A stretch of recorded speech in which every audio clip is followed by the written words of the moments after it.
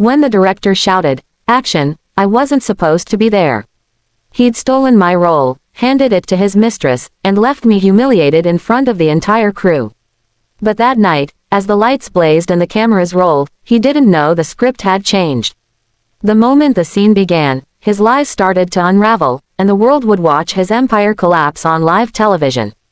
That wasn't where my story began, it was where everything came full circle. Months before that night, I was just another hopeful actress waiting for my chance to shine. My name was Amara Hale, and acting wasn't just a dream for me, it was the only thing that had ever made sense. I'd spent years performing in dimly lit theaters where half the audience consisted of bored students and the other half of empty seats. Every rejection email, every "we'll get back to you," had chipped away at my confidence but not my determination. I kept telling myself, one day. Just one right break. That break came when I got the call for Eclipsed Hearts. It was a romantic drama, a story about redemption and forgiveness, and I'd landed the lead role after 6 grueling auditions. When they told me I'd be starring opposite Ethan Vale, I almost dropped the phone. Ethan Vale, the golden boy of Hollywood. Perfect jawline, perfect smile, perfect lies I hadn't yet discovered. On the first day of rehearsal, I arrived early, clutching my script like it was a lifeline. The studio buzzed with energy, assistants running around, makeup artists setting up mirrors, cameras gleaming under bright lights. Ethan walked in late, surrounded by his entourage, sunglasses on despite being indoors. But when he saw me, he flashed that famous grin and said, "So you're the new star everyone's been talking about." I laughed awkwardly, cheeks burning. "If by everyone you mean the casting team, then yes, that's me." He chuckled, and for a moment, I saw charm rather than arrogance. Over the next few weeks, we rehearsed together every day. He was smooth, confident, and surprisingly kind. Between takes, he'd offer tips, how to hold my gaze for the camera, how to control my breathing in emotional scenes. I thought he was helping me. Looking back, I think he was shaping me into a shadow of himself. It wasn't until the 3rd week that she appeared, Lila Rivera. She introduced herself as the producer's new assistant, though no one seemed to know when she was hired.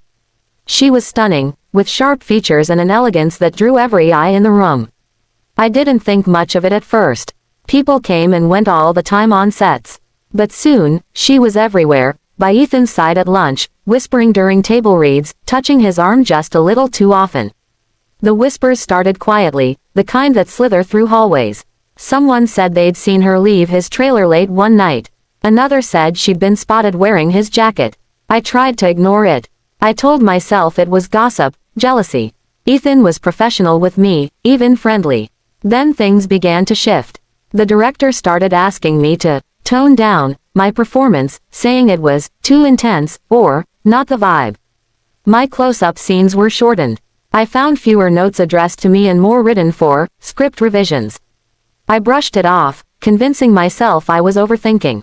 Until that morning, I was in wardrobe, halfway through a fitting for the final scene dress, a silver gown I'd grown attached to, when a production assistant burst in, pale and hesitant. "Amara, they want you in the office." Now, my stomach twisted. "Is everything okay?" He didn't answer, just avoided my eyes. That silence said enough. The director's office felt colder than usual when I walked in. Ethan was sitting casually on the couch, one arm draped over Lila's chair. She looked like she belonged there, legs crossed, lips painted a fierce red that made her look victorious before the battle had even started.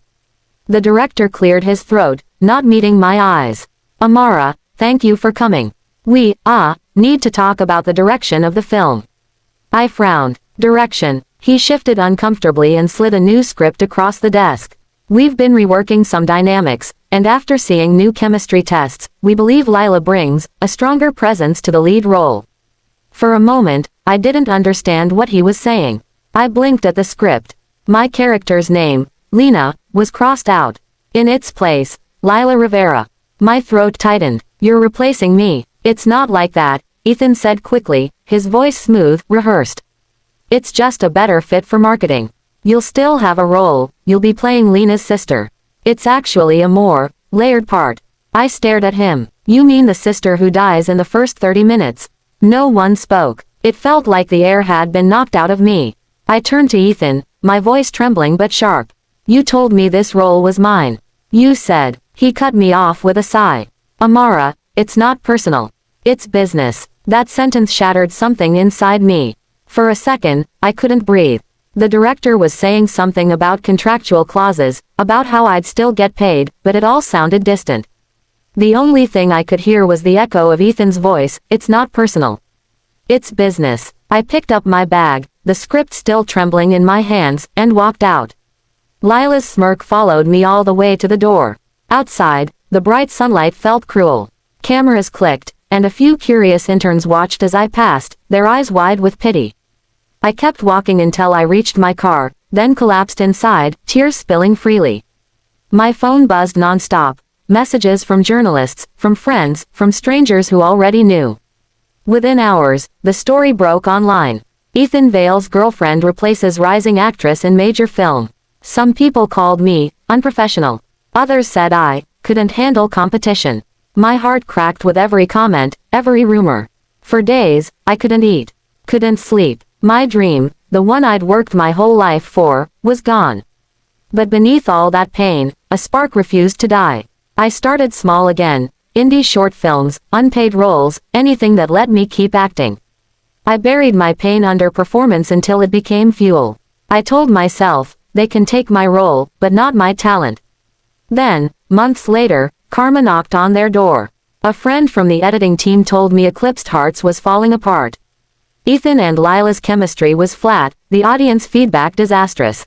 The director regrets everything, she said. They're planning a live stage preview to fix their image.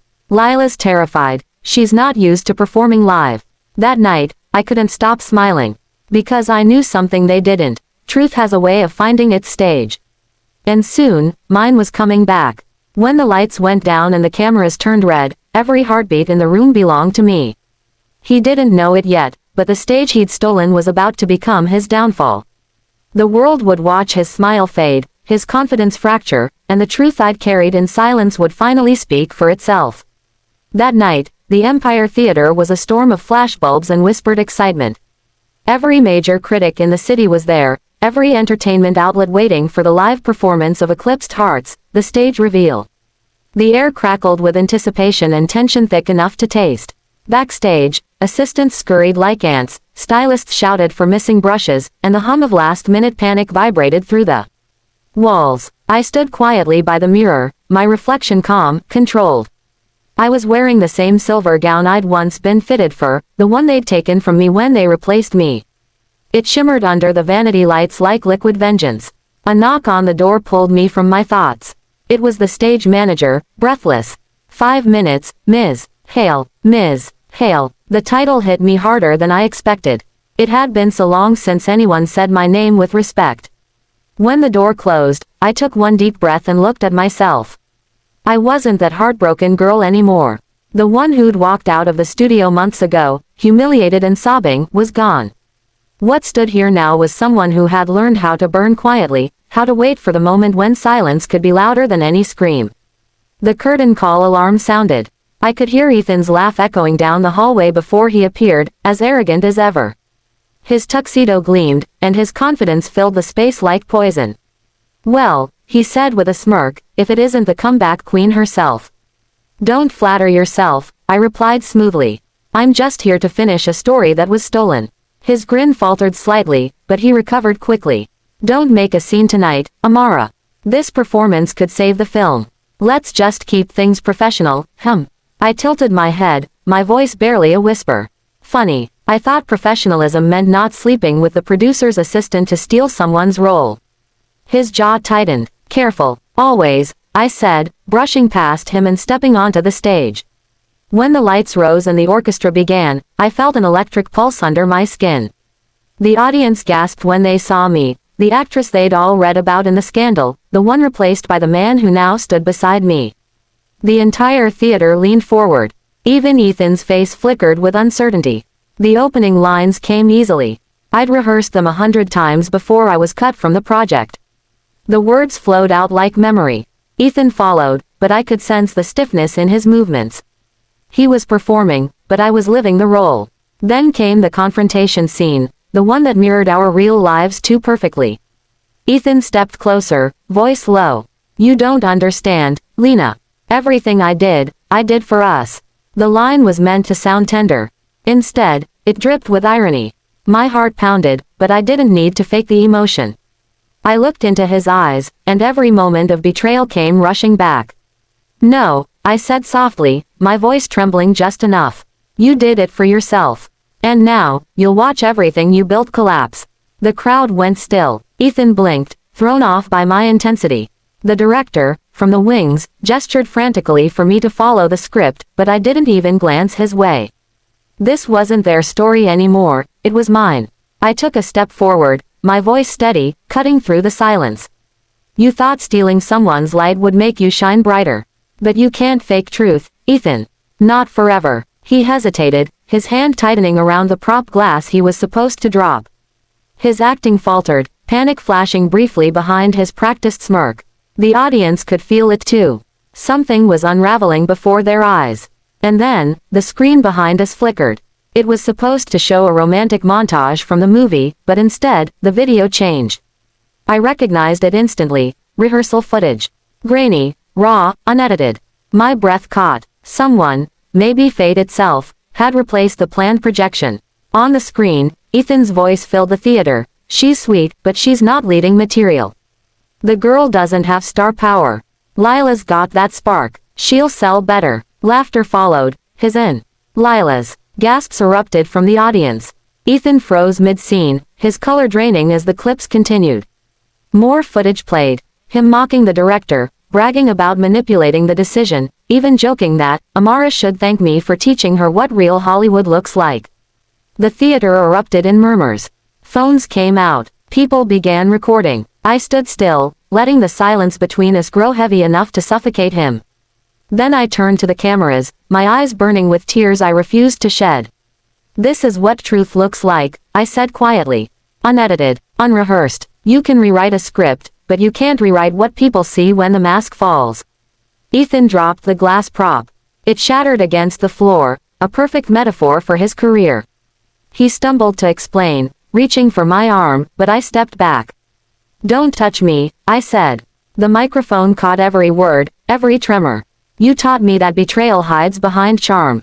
Tonight, the world finally sees it too. The stage lights shifted, the audience now completely silent. I could feel their energy, shock, pity, admiration, all colliding into one collective breath. Then, slowly, applause began. A few at first, then more, louder, standing. Ethan was still standing there, pale, blinking under the bright lights that no longer adored him. The director stood frozen, his headset dangling, knowing this was being broadcast live. The producer looked like he'd seen a ghost. When the curtain finally fell, I walked off the stage without looking back. Behind me, Ethan was surrounded by stunned crew members, reporters already rushing backstage. Outside, the night air was cold and sharp against my skin. The city skyline glittered, and my phone was already buzzing with notifications. Headlines were forming in real time. Amara Hale exposes Hollywood betrayal live on stage. Ethan Vale's career implodes after leaked footage. By morning, it was everywhere. Clips of my performance flooded social media. People called it the most authentic moment in modern cinema. Directors who'd once ignored my auditions were suddenly offering lead roles. Producers wanted to meet me. Ethan, meanwhile, issued a shaky apology that no one believed. His sponsors dropped him. Lila disappeared from public view. The film was shelved indefinitely. A week later, a journalist asked me if I'd planned the whole thing. If I'd known the footage would play. I smiled faintly. No, I just showed up. The truth did the rest. He looked at me curiously. So you're not angry anymore? I thought about it. About all those nights I cried myself to sleep. About the humiliation, the heartbreak.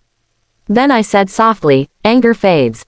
But truth stays. And sometimes, it's patient enough to wait for the right spotlight. He smiled, wrote something down, and I walked away, this time toward a future I'd built myself. I wasn't the girl who'd been replaced anymore. I was the woman who'd reclaimed her story, live and unfiltered. And as I looked up at the flashing billboards bearing my name again, I realized something powerful. They could steal my role, but never my voice. Because when the cameras rolled and the lights came up, it wasn't his story that people remembered, it was mine.